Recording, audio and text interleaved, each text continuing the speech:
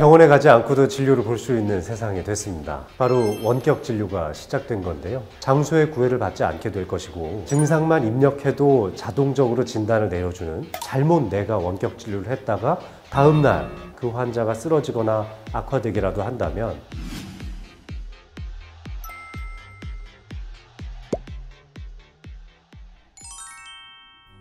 원격 진료의 측면을 살펴보면은 원격 헬스케어의 측면에서는 예방적 차원의 진료만 이루어지죠. 스마트워치 같은 것들을 차서 나의 건강 상태를 매일 모니터링하고 혈당과 혈압을 측정해서 건강을 유지할 수 있도록 노력하는 원격 헬스케어 시스템 안에서는 누구도 손해볼 일이 없을 겁니다. 그런데 이것이 원격 의료로 넘어가기 시작하면 의학적 조언이 가해지기 시작하고 원격 진료까지 협소한 부위로 들어가게 되면은 결국 진단과 처방이 이루어질 수밖에 없을 텐데요. 코로나 때문에 직접적인 대면 진료를 할 수 없는 상태에서 약품의 배송까지도 택배를 통해서 이루어질 수 있는 시스템이 개발되어 있습니다. 아마존 케어라든지 또 구글과 같은 큰 기업에서는 어마어마한 막대한 자금을 들여서 원격 진료를 지원하고 있습니다. 2027년에는 이것이 600조 원을 돌파할 거라는 전망도 나오고 있습니다. 하지만 원격 진료에도 그만한 걸림돌이 있는데요.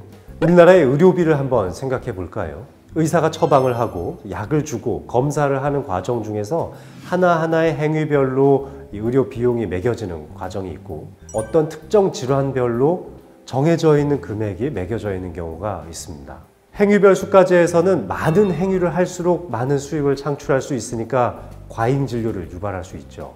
반면에 포괄수가제에서는 이미 정해져 있는 금액이 있기 때문에 소극적인 진료를 할 가능성이 많습니다.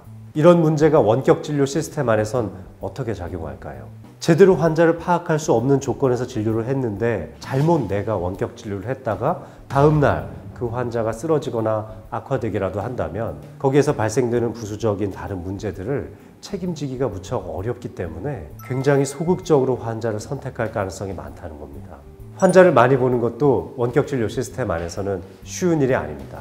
뇌혈관 질환, 또 뇌질환을 앓고 계시는 환자분들을 주로 뵙는 저로서는 제 방문을 열고 들어오는 순간부터 4-5발자국을 걸어서 의자에 앉을 때까지 그 단 몇 초만 해도 환자를 보고 저만의 느낌으로 진단을 합니다. 하지만 비대면 진료에서는 이와 같은 시간을 쓸 수가 없습니다. 환자 보고 일어나서 걸어보게 해야 될 거고 그 장면을 촬영해서 다시 한번 분석해야 되는 과정이 있을 겁니다. 이런 상태라면은 결국 일당 진료비, 즉 객단가를 높이는 수밖에 없는 게 현실일 텐데 건강보험 재정이 열악해지고 있는 이 코로나 시국에서 객단가를 높여가면서까지 원격 진료를 지원하는 것은 정부로서도 큰 고심이 아닐 수 없을 겁니다. 또 다른 문제는 대형 병원으로의 치중 현상입니다. 나의 의학적 기록을 큰 병원에 남겨놓고 나중에 위중한 병이 생겼을 때 그곳에서 계속 이어서 진료를 받아볼 수 있도록 하는 것이 사람의 마음 아니겠습니까? 그러다 보면 지역의료 체계는 붕괴될 것이고 기형적 구조가 될 수도 있는 노릇입니다. 이런 많은 단점들을 가지고 있음에도 불구하고 그 편리함 때문에 결국 원격 진료는 우리의 실생활에 자리를 잡게 될 것입니다.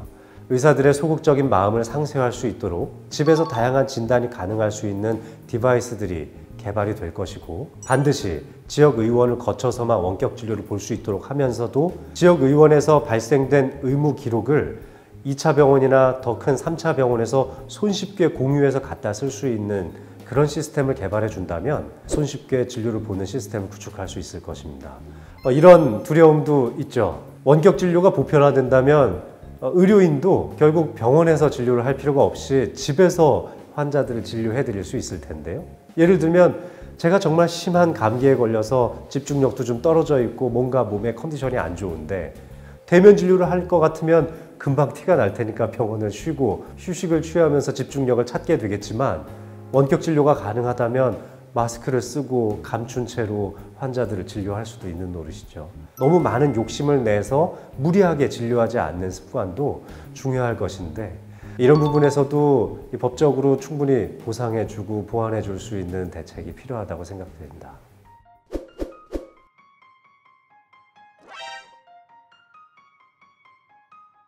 환각 물질이 들어있는 의약품을 여러 의료기관에서 무분별하게 처방받아 배송을 받은 이후 또는 다른 사람의 이름으로 진료를 보고 이 약들을 모아서 정제해서 마약으로 사용할 수도 있는 노릇이거든요. 같은 곳으로 배송되는 약들을 좀 걸러내거나 또는 한 사람이 여러 의료기관에서 동시다발적으로 진료를 보는 점을 신속하게 걸러낼 수 있는 시스템이 필요하다고 생각합니다. 또 약사의 입장에서도 약을 그냥 내가 배송을 해줬는데 배송되는 과정에서 누락이 될 수도 있는 노릇이고, 배송된 약을 먹고 생긴 부작용에 대해서 약사가 어디까지 책임지고 설명의 의무를 다했느냐를 증명하기도 어려울 수도 있습니다. 의사가 진단과 처방하는 과정까지만이 원격 진료가 아니라 약이 배달되는 과정에서도 환자와 충분한 소통이 이루어져야 된다고 생각합니다. 허심탄회하게 상담할 수 있는 원격 진료 플랫폼 안에서의 주치의를 한 명씩 선정하신다면 제대로 된 치료를 받을 수 있을 거라고 생각합니다.